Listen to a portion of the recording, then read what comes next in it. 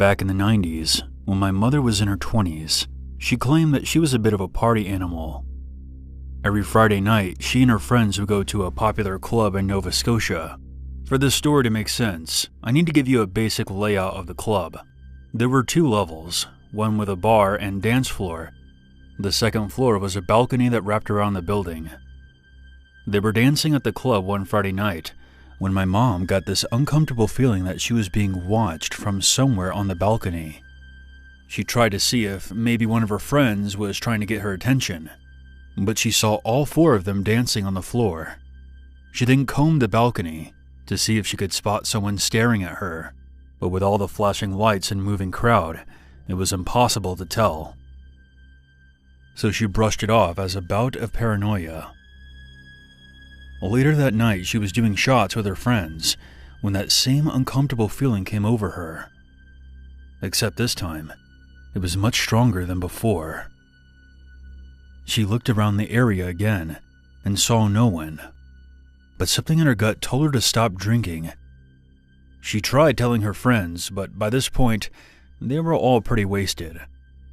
They told her she was just being dramatic, and she should stop worrying so much and try to have some fun. This didn't feel right, so she grabbed the friend that was least drunk and pulled her aside to talk. We'll call her Chelsea. She explained to Chelsea what was bothering her, and to her surprise, Chelsea admitted that she had the same feeling, but didn't want to scare anyone. They both decided it was time to leave and dragged the rest of their intoxicated friends out of there. The next morning, her Aunt Carol, who lived in the apartment above hers, called her to show her a breaking news story. A woman had been found murdered in the alley just outside the club. She looked almost exactly like my mom. Same hair, same outfit, everything. They believe that she had been murdered about an hour after my mom left the club that night. As far as we know, the killer has never been caught. To this day, my mom believes that she was the killer's original target, and had she not left when she did, it would have been her on the news that day. She never went back to that club ever again, and I believe it shut down a few years later.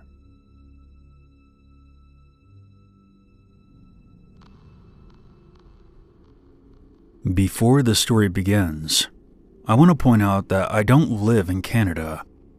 I was just visiting when this occurred. I took a trip to Toronto to watch my home baseball team, the Seattle Mariners, take on the Blue Jays in the wild card. I'm happy to say that we won, but after the game is where things took a turn for the worst. I left the stadium with some friends of mine, and we wanted to head back to the hotel. The streets were crowded with people, and my friends and I struggled to get past the maze of pedestrians to get to the parking garage. We finally managed to reach our destination. We made our way to where the car was parked. It was towards the back section, which didn't have as many vehicles, and it was dimly lit by only a few lights hanging from the concrete ceiling. Suddenly one of my friends, let's call him Jack, tugged on my shoulder. "Dude, I think someone is watching us." I froze, and that's when I saw something just up ahead. There was a figure hiding behind a truck. The person was obviously not doing a very good job at concealing themselves. The second we saw them, they stood up. It was a very tall man, maybe 6'4", bulky, and wearing old clothes. He had a thick beard and messy, unkempt hair. He was one of those types who looked like they lived on the streets, but his size was intimidating. This man could do some real damage if he flew into a rage. The behemoth stepped out from behind the truck and began to charge at us. My heart sank, and I was terrified. "Holy shit! Run!" The 3 of us booked it to the car. I fumbled with the keys before I managed to open the door. The second everyone piled in, I immediately locked up the car. No less than a second later, I heard the sound of groaning metal. I looked over to see the bearded giant trying to get in. He wasn't just tugging on the door handle. It sounded like he was attempting to separate the door entirely from the car's frame. I didn't want to think about what would happen to us if he managed to get inside. I floored it, knocking the man over in the process. I quickly pivoted the car and hauled ass out of there. I remember looking into the rearview mirror to see the man standing back up and staring at us until we were out of sight. From now on, I'm going to be a lot more careful with my surroundings, and perhaps not park in the very back of a poorly lit parking garage, especially in Canada. You never know who could be hiding in the shadows, watching you.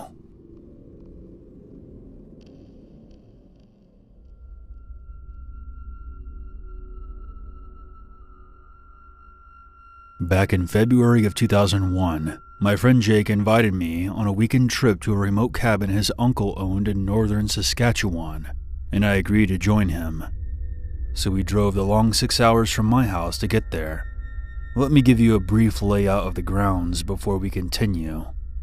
It was a small ranch-style cabin with a kitchen, 1 bedroom, 1 bathroom, and a living room. There was no electricity or running water, and it was surrounded by forest on all sides. The only way in or out was down a long, unpaved driveway.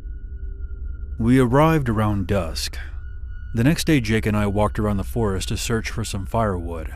About an hour into the walk, Jake spotted an old abandoned house in the distance. It was nestled among a group of trees. This was rather strange as we were in the middle of nowhere in northern Saskatchewan, and civilization was miles away. Jake wanted to check out the house, and although I was hesitant to tag along, I reluctantly accompanied him. We entered through a boarded-up window. Once inside, we were greeted by a musty smell. After roaming around for a bit, I noticed a door that led into the basement. Curiosity got the better of me, and against my better judgment, I opened the door and slowly made my way down the steps. Once I reached the bottom, I froze. There were dimly lit candles in a circular pattern, as if someone had been performing some kind of ritual. I pointed my flashlight across the basement floor to see if there was anyone hiding, but no one was there. After doing some exploring, I discovered that there was an empty alcove behind the stairs. As I made my way back to the steps, I saw something out of the corner of my eye under the stairs, which had been clear just moments before. There was a black figure staring directly at me. I guess it had to have been at least 8 feet tall. Once I saw its eyes, I knew that I was in the presence of something inhuman.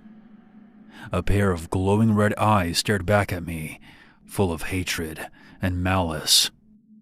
I then heard a low, repulsive growling. The kind of sound that makes you feel like you're about to be torn apart by a vicious animal. Without hesitation, I bolted up the stairs. Jake was still exploring the empty living room when I startled him. "We need to get the fuck out of here, now!" We left the same way we entered. Our story does not end there. When we finally returned to the cabin, I told Jake about what I saw, and to my surprise, he believed me. I didn't see anything myself, but the moment we entered that place, I felt that something evil lived there. I was feeling a bit creeped out myself before you came running up from the basement. We decided to put the whole thing behind us and try to get some rest. I suddenly woke up and checked my watch. The time was 2:17 a.m. Things were dark and quiet, but I felt that something was amiss. After a while, I heard subtle footsteps outside the bedroom door. That's when Jake woke up as well. What's going on? Shh. Listen. The footsteps became louder. I got up from my bed and made my way over to the bedroom door. I then cracked it to see what was outside. Chills were sent through my body. There was an intruder in the cabin, but it was not human. It was that same creature I saw in the basement of that abandoned house. The moonlight did not provide adequate illumination, but I saw the disturbing form twisting its head until its red eyes were looking back at the bedroom door. Or should I say, me. I slammed the door shut, locking it. In a panic, we both fled the cabin through the bedroom window, leaving all of our belongings behind.